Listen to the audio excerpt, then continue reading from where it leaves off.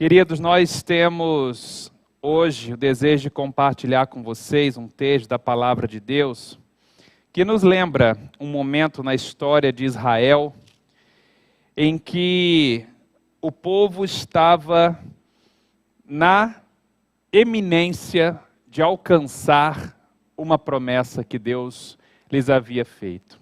Eu quero primeiramente fazer uma pergunta a você que está aqui, a você que nos acompanha. Eu não posso ver você que está do outro lado, mas fala no seu coração aí, quantos de vocês gostariam de receber uma promessa de bênção nessa noite? Amém? Tenho certeza de que todos nós, né? E quase 100% das pessoas que buscam, né, os ambientes religiosos, uma igreja, fazem na esperança de receber alguma bênção ou alguma palavra de esperança ou solução para alguma situação que estão vivendo, não é? E enfim, estão atrás de alguma promessa que lhes garanta segurança em suas vidas. O que mais nós desejamos, enquanto vivemos aqui neste mundo, é nós termos segurança, né? E a segurança não é só no sentido de proteção, né, física, mas segurança no trabalho, em nossa profissão, segurança no sentido de estarmos confiantes de que alguma coisa vai dar certo. Então nós buscamos sempre segurança. O que aconteceu quando o homem se distanciou de Deus foi o medo, né? A insegurança passou a habitar no coração do ser humano. Mas poucos sabem que existem condições expressamente declaradas nas Escrituras para que a gente possa alcançar promessas de bênção diante de Deus. E eu quero convidá-los à leitura apenas de 2 versículos que vão resumir toda a história de 2 capítulos, que está lá em Números capítulo 13, os versos 1 e 2. E esses 2 versículos, eles resumem toda a história que se segue nos capítulos 13 e 14 desse mesmo livro, que trata da chegada do povo de Israel à fronteira da terra prometida. E o texto bíblico, ele vai dizer assim: E o Senhor disse a Moisés: Envie alguns homens em missão de reconhecimento à terra de Canaã, terra que dou aos israelitas. Envie um líder de cada tribo dos seus antepassados. Que o Senhor possa aplicar esse conhecimento, essa palavra ao seu coração, ao meu coração nessa noite. Essa é a nossa expectativa. Sempre que nós buscamos a presença de Deus, nós queremos ouvir a voz de Deus, amém? E que realmente você possa estar com o seu coração aberto para isso. Eu olho para esse texto aqui e eu vejo como se o povo de Israel tivesse chegado na linha de chegada. Eles haviam percorrido toda uma corrida, desde que saíram da terra do Egito. Agora eles estavam chegando finalmente no lugar que Deus havia prometido a Abraão 430 anos antes, e que foi uma promessa que foi mantida de maneira tão vívida no coração daquele homem, daquele patriarca, né? E também dos seus filhos, Isaac e Jacó, que eles foram sepultados à época em que eles viveram, 430 anos antes dessa geração que chegava, né, agora em Canaã. Eles foram sepultados também ali naquela terra, como que dizendo: olha, um dia nossa descendência voltará para cá, porque Deus assim o prometeu. José, filho de Isaac, de Jacó, né, chamado de Israel, neto de Abraão, se tornou o governador do Egito. Quando morreu, ele, crendo nessa mesma promessa que Deus havia feito a Abraão, de que eles tomariam posse daquela terra de Canaã, ele pediu que tirassem seus ossos do Egito, que seus ossos fossem levados do Egito quando Deus interviesse em favor do seu povo, porque ele queria também ser sepultado na terra da promessa. Ele queria estar onde Deus estava, ainda que depois de morto, não é? E algo que me chama a atenção é exatamente a fé desses homens, que mesmo não tendo visto a promessa se cumprindo, já viveram como se dela tomassem posse. E é exatamente assim que Deus nos chama a viver. Porque Deus nos faz promessas, Deus nos fez promessas. E eu pergunto, como anda a sua fé? Como está a sua confiança em Deus? É a mesma confiança desses homens, uma fé que ultrapassa o tempo, que ultrapassa a barreira dos séculos, que antes mesmo das coisas se concretizarem, eles já estavam confiando na promessa, porque é exatamente assim que nós, como crentes no Senhor Jesus, devemos viver. Jesus nos fez uma promessa. Que promessa foi que é a esperança de cada cristão? De que um dia Ele voltará. De que um dia Ele voltará. Ele nos fez essa promessa e nós cremos nessa promessa porque também Ele deu prova de sua palavra ressuscitando da morte para provar exatamente o seu poder sobre a morte, sobre a vida, poder para que a sua palavra se cumpra no decorrer da história. Agora, observa que o texto que nós lemos começa com a seguinte informação: e o Senhor disse a Moisés. E o Senhor disse a Moisés. Às vezes nós lemos uma frase como essa e nós falamos, não há nenhuma informação nisso.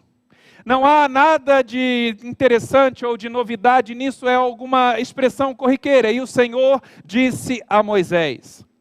Só que o fato é que dentro de uma pequena frase como essa, e não há nada que se jogue fora na palavra de Deus, nós encontramos o sentido de que há uma condição para receber as promessas de Deus, as promessas de bênçãos feitas pelo Senhor, e isso de modo muito claro. A primeira coisa que nós precisamos ouvir a voz de Deus. E o Senhor disse a Moisés. Moisés estava ali, ouvindo o que Deus estava lhe dizendo, ele estava atento à voz de Deus. O que você tem feito com o que Deus tem dito a você? O que Deus tem falado a você?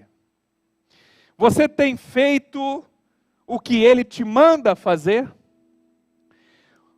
Ou você tem respondido de modo tardio? Você tem procrastinado?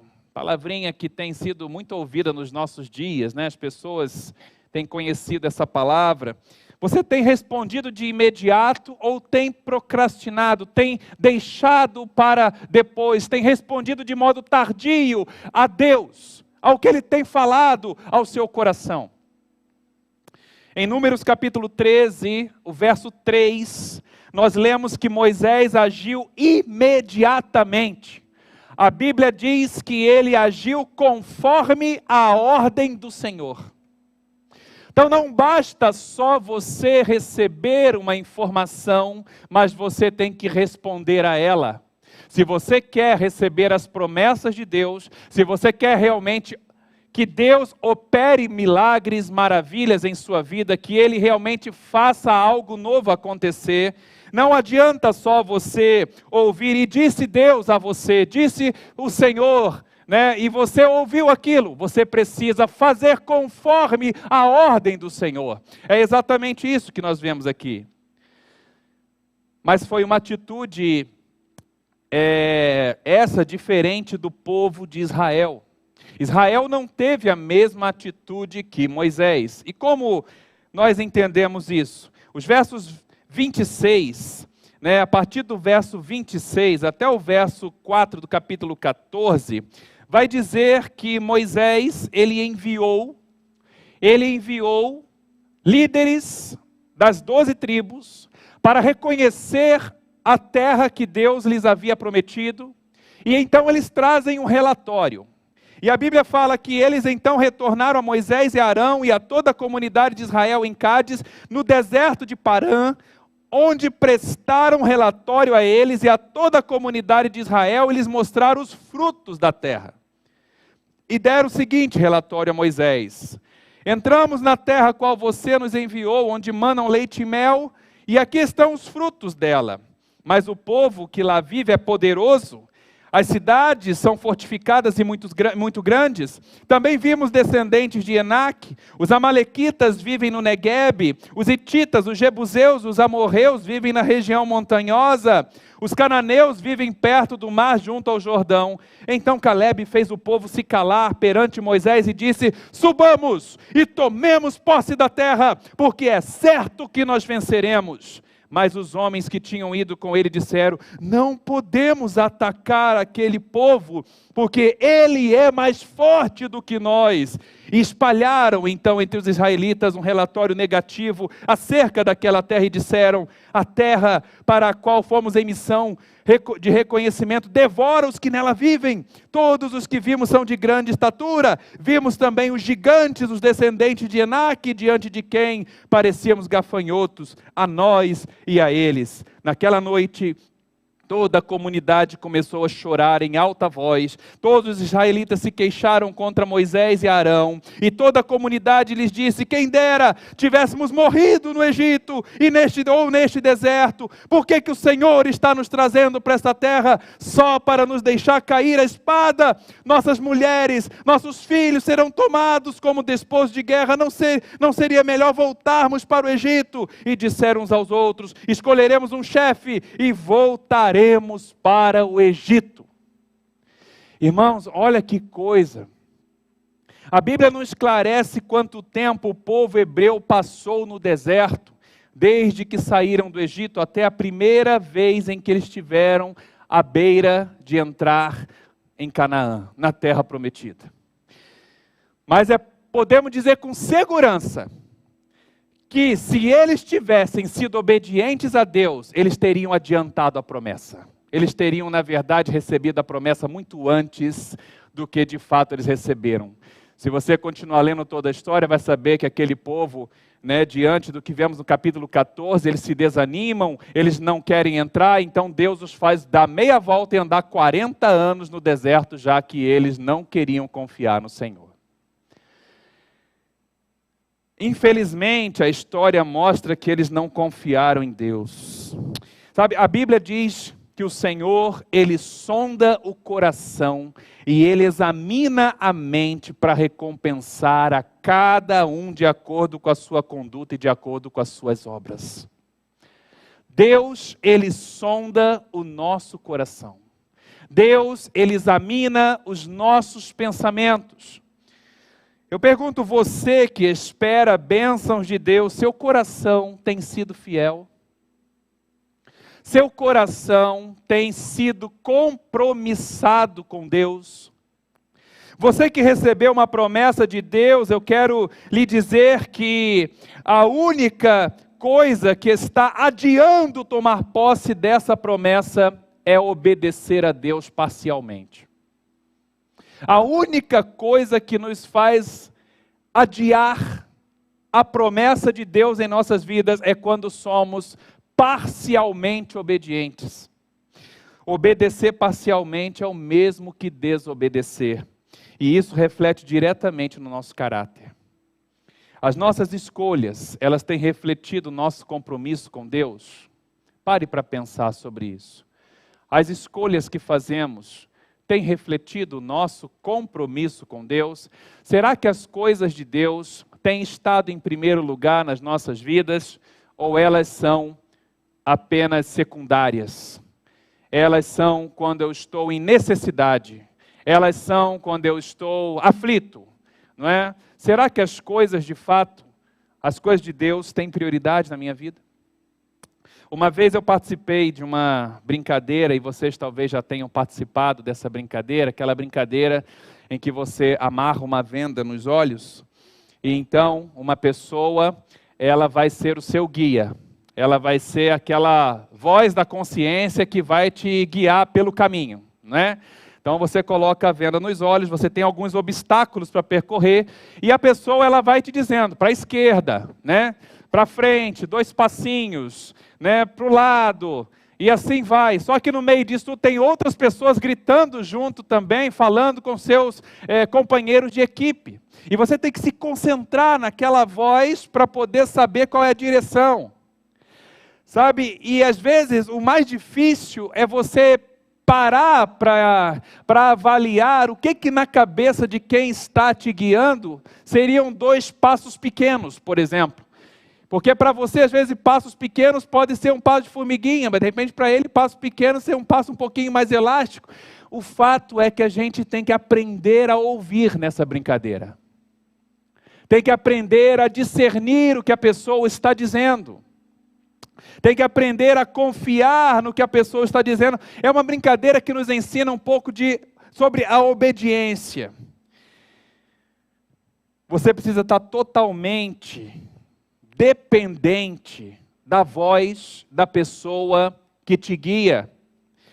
E tem que acreditar, tem que considerar que a perspectiva daquele que está sem a venda nos olhos é melhor do que a sua. Porque muitas vezes a gente erra exatamente por isso, porque a gente, mesmo não conhecendo o caminho, nós queremos fazer o nosso caminho. Não é verdade? Não conhecendo o caminho, muitas vezes nós queremos fazer o nosso caminho. Existem algumas armadilhas que nos levam a desobedecer a Deus. A primeira coisa, a gente vai vendo nesse texto que nós acabamos de ler, é a racionalização. O que é isso? É quando a gente começa a se deixar levar pelos nossos pensamentos. Olhem que coisa interessante, o verso 31 do capítulo 13, o povo, aqueles líderes que fizeram uma verificação na terra, falavam assim, nós não podemos atacar aquele povo, ele é mais forte do que nós. Na relação com Deus, a vida precisa ser pautada na fé, não só na razão. Para que serve a razão? A razão serve para nos dar uma dimensão das coisas. A razão serve para nos dar uma análise da situação. Mas sempre será necessário a fé para você alcançar a vitória. Existem muitos obstáculos que pela razão nós não transpomos. Nós temos que acreditar que nós vamos transpor. Então, não podemos só ficar racionalizando, nós temos que crer. A segunda coisa que muitas vezes pode se tornar uma armadilha para a nossa desobediência são justificativas. Olha que coisa, no verso 32, aquele povo disse assim, a terra para a qual fomos em missão de reconhecimento, devora os que nela vivem, todos os que vimos são de grande estatura.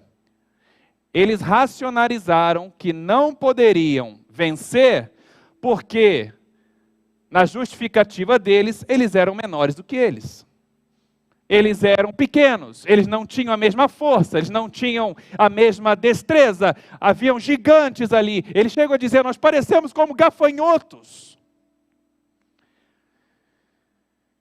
Mas sempre que nós damos justificativas para não fazer o que Deus nos manda fazer, nós estamos tratando Deus com desprezo. O próprio Deus vai falar isso lá no capítulo 14, nos versos 22 a 23. A gente observa Deus, ele dizendo assim,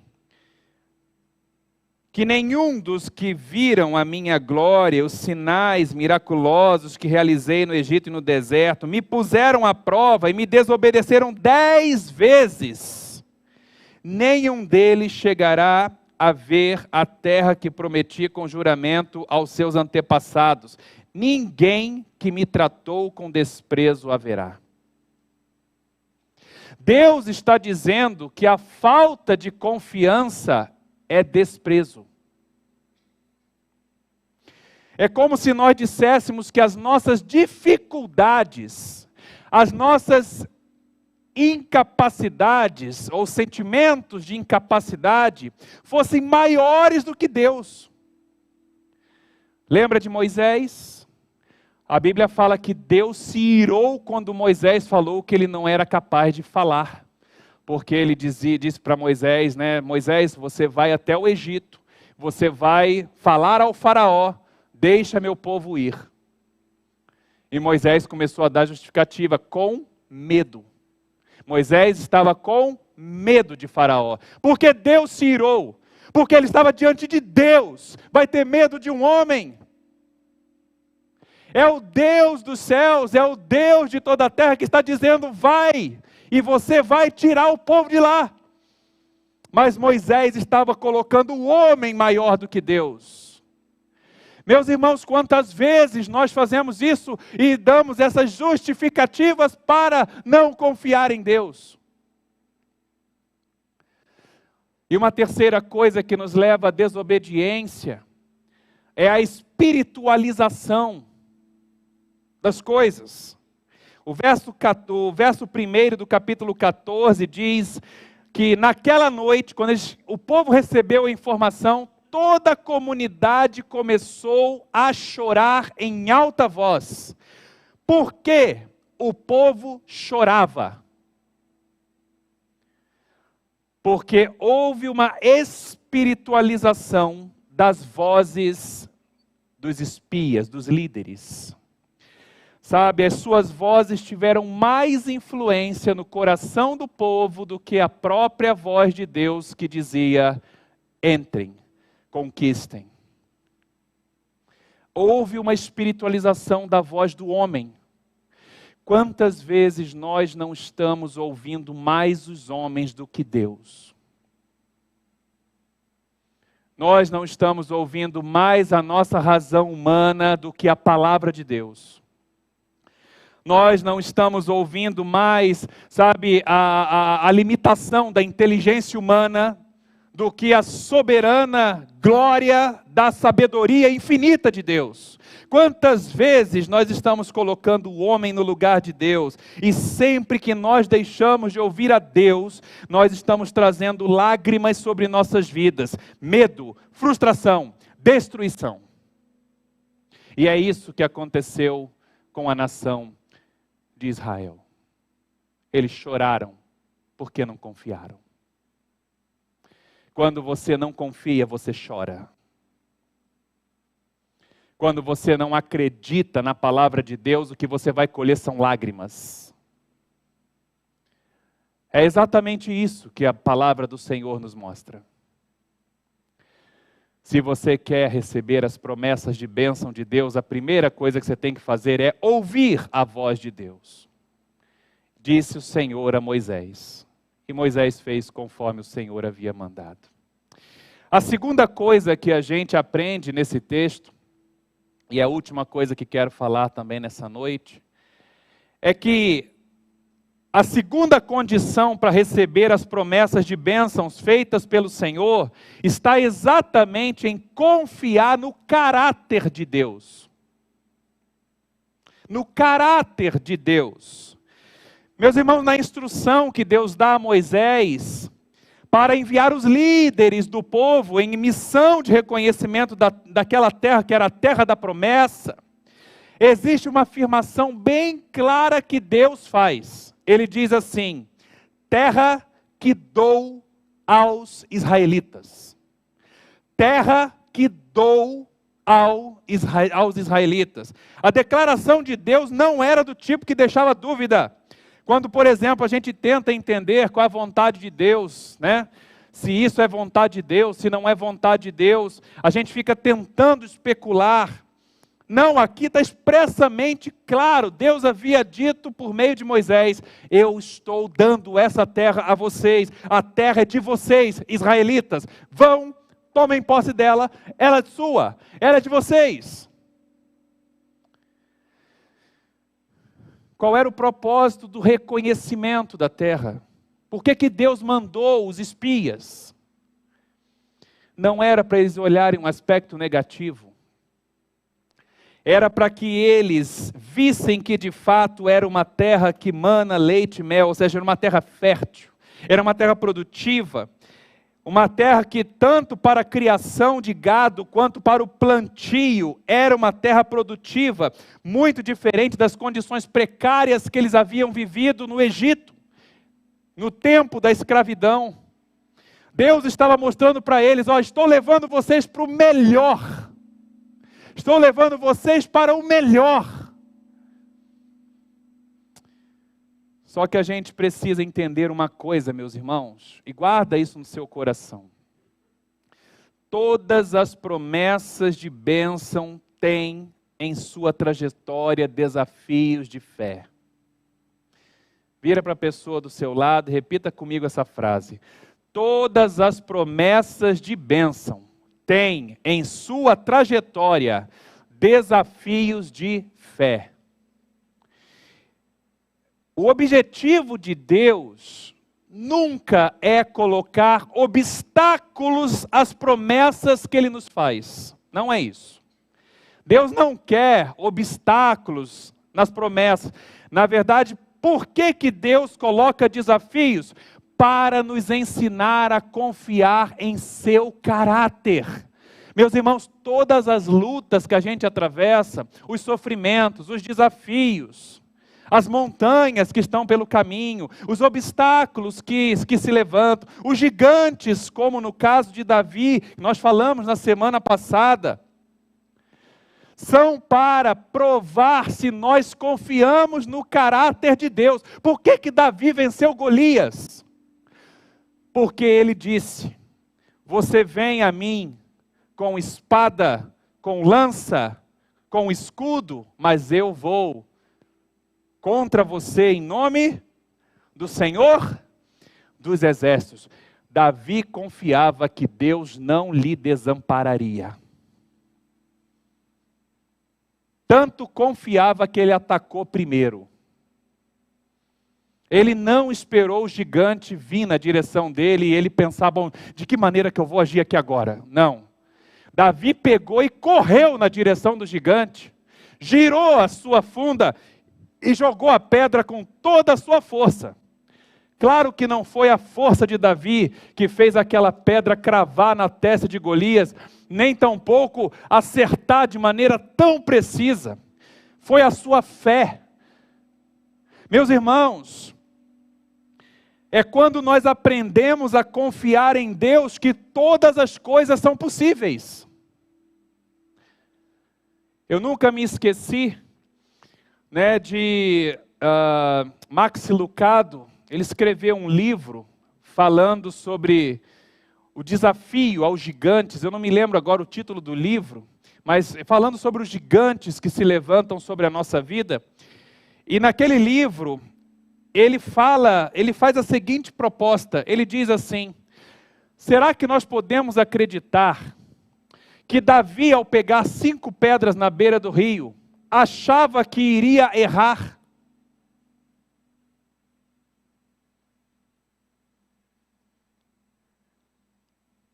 O que vocês acham? Então, Lucado, ele propõe uma outra situação. Golias tinha mais 4 irmãos. E isso vai ser dito lá no livro de Reis, mais adiante. Golias tinha mais 4 irmãos. E Davi já estava preparado para cada um dos gigantes que se levantariam diante dele. Meus irmãos, quando nós andamos diante da presença de Deus, todas as coisas nos são possíveis. Caleb, ele confiou que Deus deu aos israelitas a terra. E a despeito do povo poderoso, das cidades fortificadas, dos gigantes que haviam em Canaã, ele disse: subamos, tomemos posse da terra, porque é certo que nós venceremos. Não havia dúvida no coração de Caleb, e não havia dúvida também no coração de Josué. Caleb não confiou na sua própria força, Caleb não confiou nas suas armas, Caleb não confiou no seu povo, mas ele confiou no caráter de Deus, que faz a promessa e não mente. A questão é que quando nós desconfiamos da palavra de Deus e não fazemos o que Ele nos manda, nós achamos que Deus vai mentir para a gente. De certa maneira, nós estamos desprestigiando o caráter de Deus. Nós estamos dizendo que Deus não tem caráter. Deus se ofende com isso. Fé é confiança no caráter de Deus. Fé não é pensamento positivo. Fé não é otimismo. Fé é confiança no caráter da pessoa que nos criou. Porque essa é a única razão de nós fazermos as coisas. É saber que existe um Deus que nos criou para um propósito. Nós não estamos aqui por acaso, mas estamos aqui para a glória de Deus. E quando nós deixamos de exercer a nossa vida para a glória de Deus, o que acontece é exatamente que nós começamos a perder a nossa identidade. No capítulo 14, Josué e Calebe, que estavam entre esses 12 líderes que na missão de reconhecimento da terra, também viram os desafios. Eles disseram a toda a comunidade o seguinte: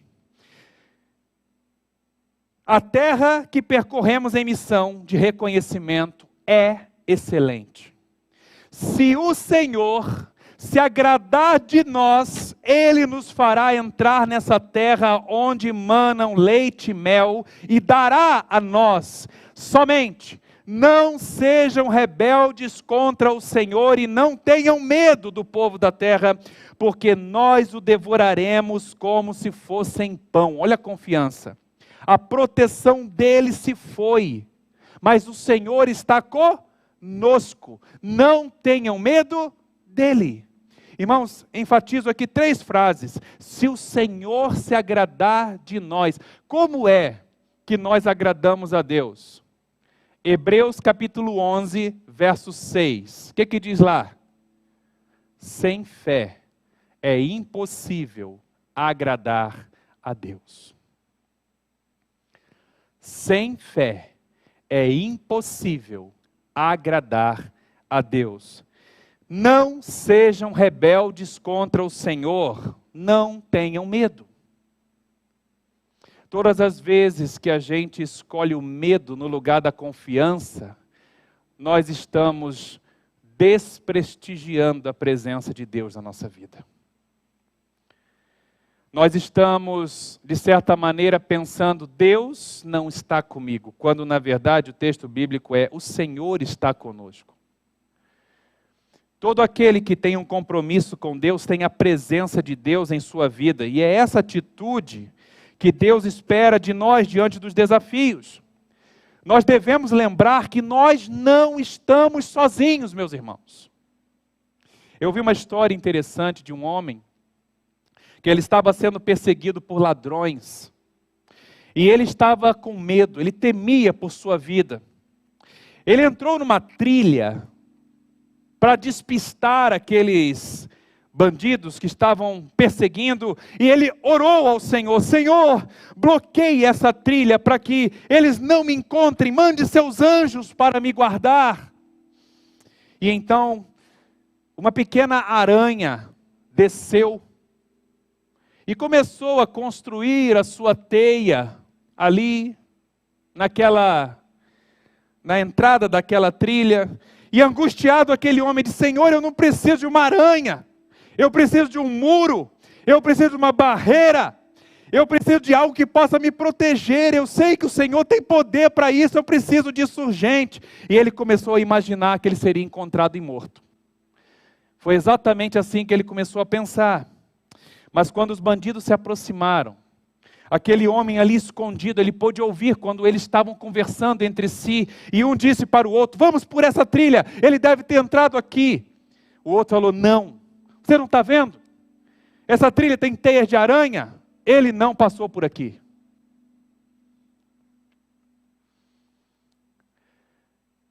Às vezes, a gente não imagina como Deus pode agir para nos livrar. Em Hebreus 11, capítulo 1, diz que a fé é a certeza daquilo que esperamos e é a prova das coisas que não vemos. A fé é crer no que não se pode ver. É perseverar no impossível. Às vezes nós pedimos muros para Deus. Pedimos achando que aquilo que a gente pede é o que vai nos manter seguros. Mas Deus pede que tenhamos confiança nele para deixar que a sua glória se manifeste e faça algo, como uma pequena teia, que pode nos dar a mesma proteção de uma muralha. Deus é Deus, e Ele sabe como nos guardar. Ele sabe o que fazer. Nunca desanime em meio às lutas, meus irmãos. Como fez o povo de Israel, que ao considerar grande o desafio, julgou que seria melhor ter morrido, ou até mesmo voltar a ser escravo no Egito. Olha a loucura. E muitas vezes em situações de desespero, é exatamente assim que a gente pensa, como uns doidos, como um louco.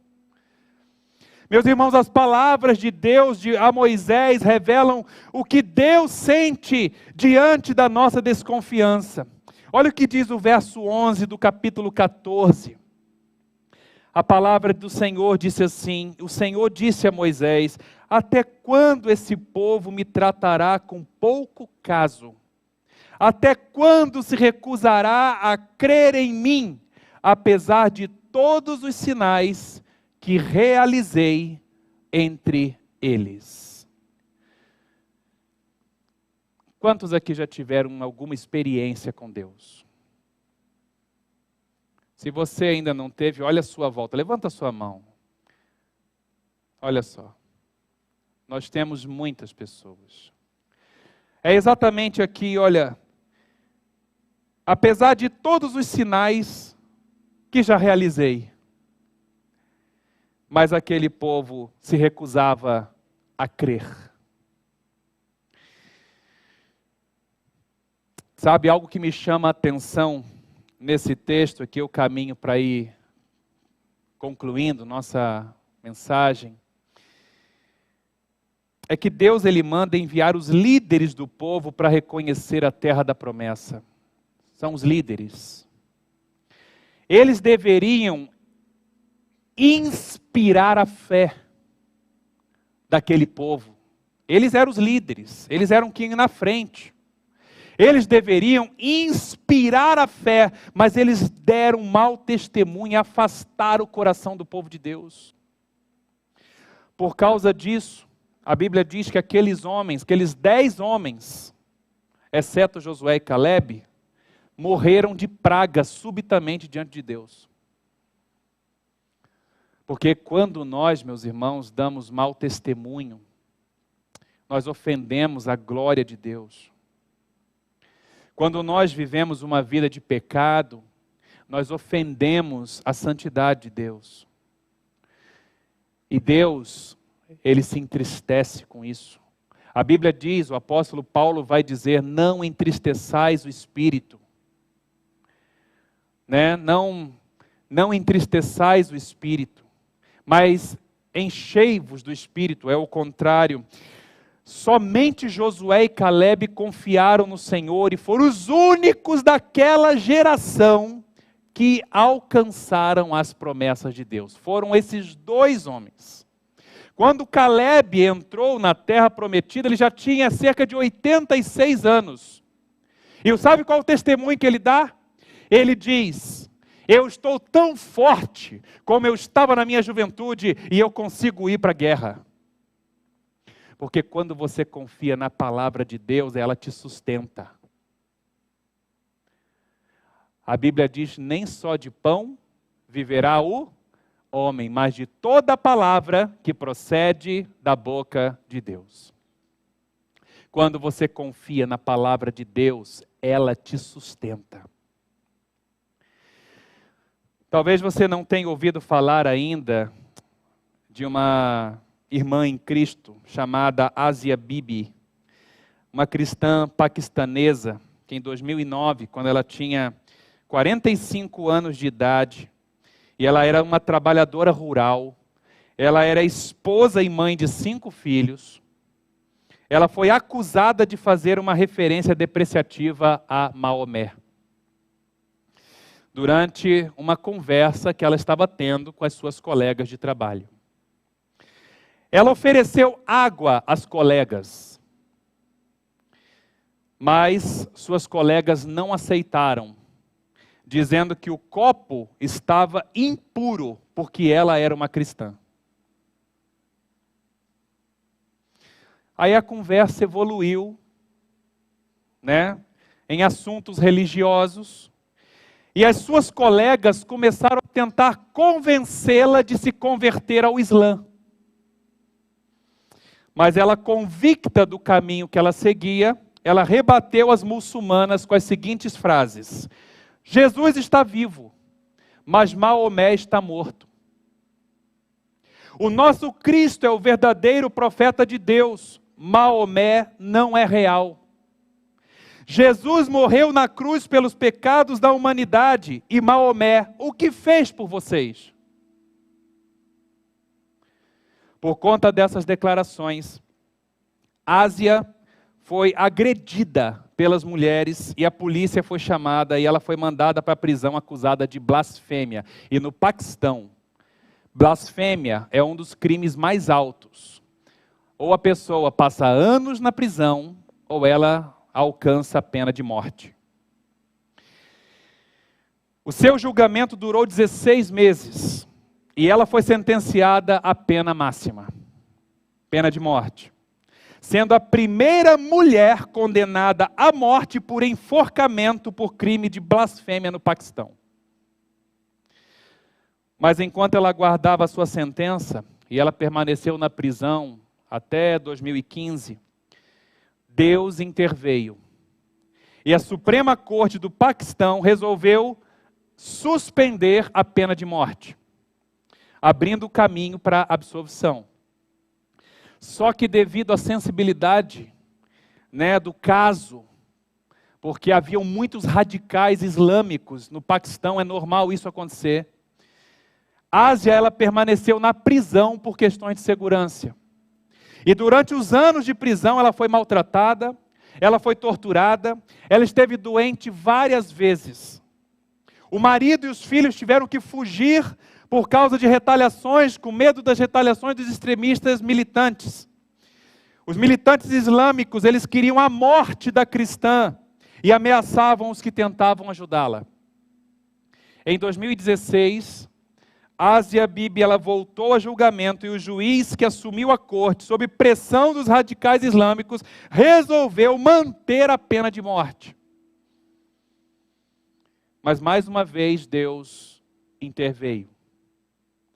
Em 2018, a União Europeia começou a intervir no caso, ameaçando não mais importar produtos do Paquistão se Ásia não fosse liberta. Imagina o impacto econômico que aquilo seria para aquele país. Por conta disso, no dia 31 de outubro de 2018, a Suprema Corte determinou a soltura imediata de Asia Bibi, afirmando que a acusação falhou em apresentar provas acima de qualquer suspeita.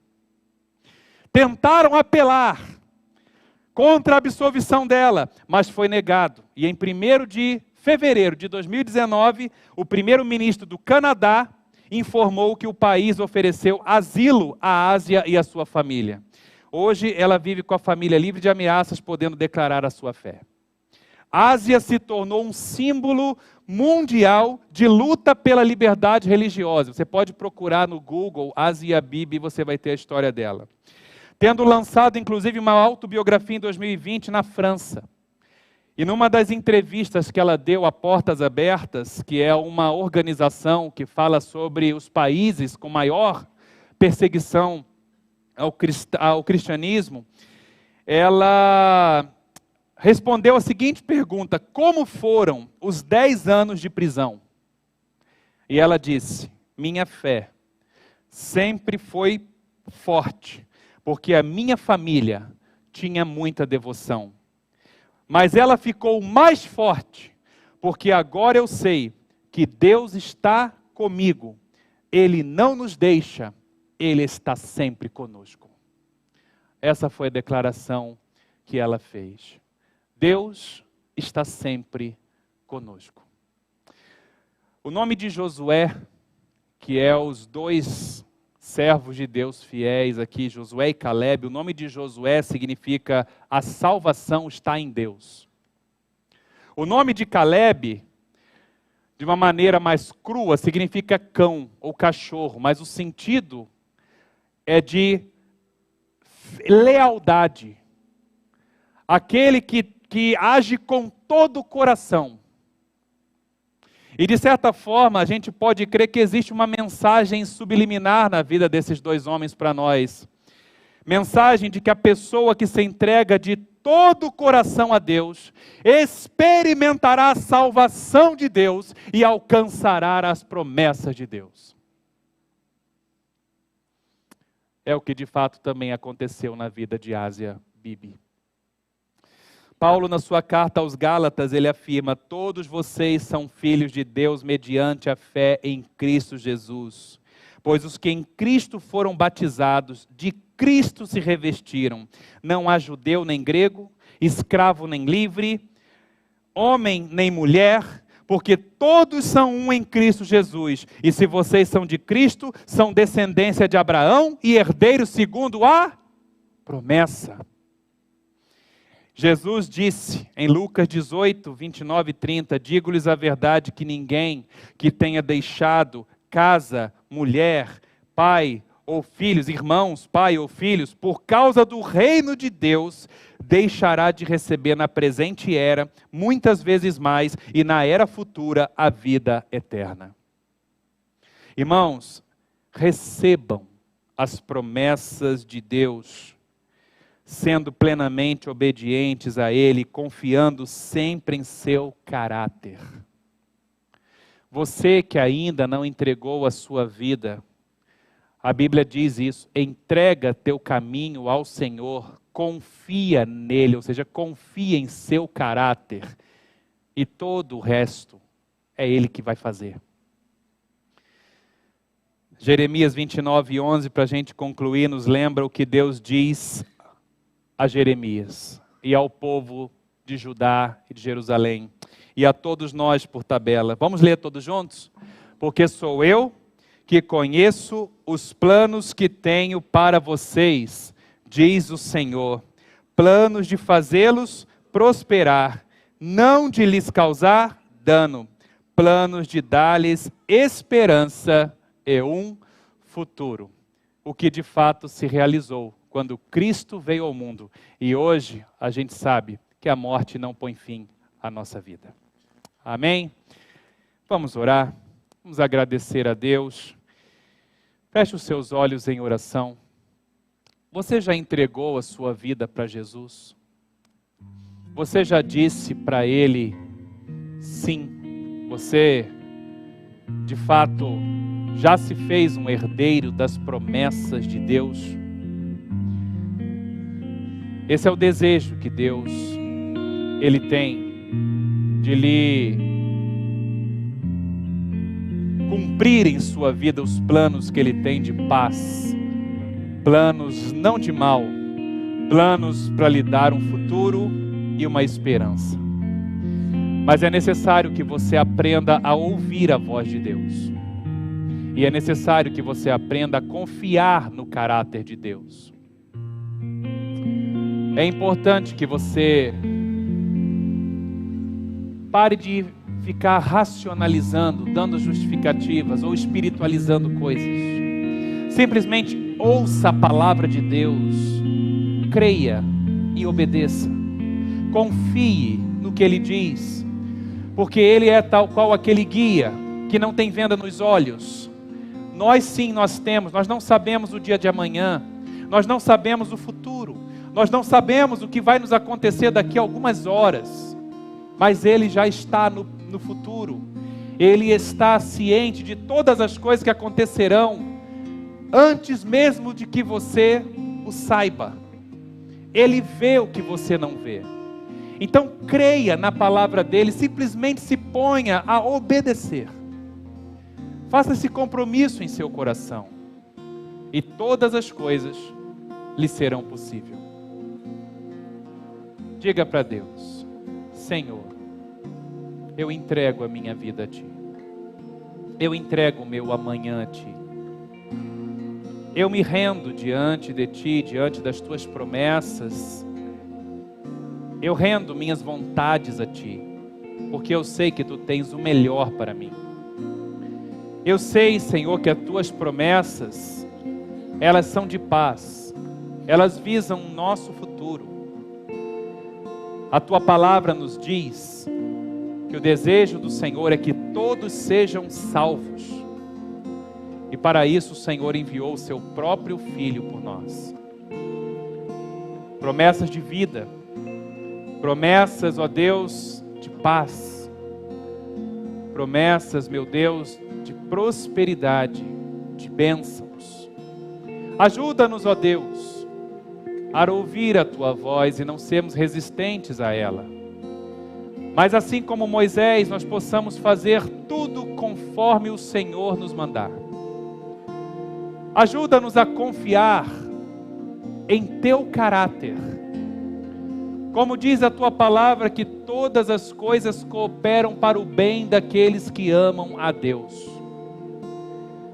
Porque tudo que o Senhor faz é bom. O Seu amor pelo homem, Ele é imensurável. Não devemos e não podemos duvidar de Ti. Que nesse momento, Senhor meu Deus, se há algo em nosso coração que nos lança no vale das dúvidas, nós possamos, ó Deus, deixar de lado e nos ater à segurança da Tua palavra. Senhor, nesse momento estamos aqui com os ouvidos abertos para ouvir a Ti e deixando, meu Deus, que a Tua palavra cumpra o propósito para o qual ela foi enviada. Senhor, em nome de Jesus, nós nos colocamos em Tuas mãos, porque nós queremos que as Tuas promessas de bênçãos venham sobre nós. Seja louvado o Teu nome, Pai, e bendito é o povo cujo Deus é o Senhor. Louvado seja o Teu nome para sempre. Amém.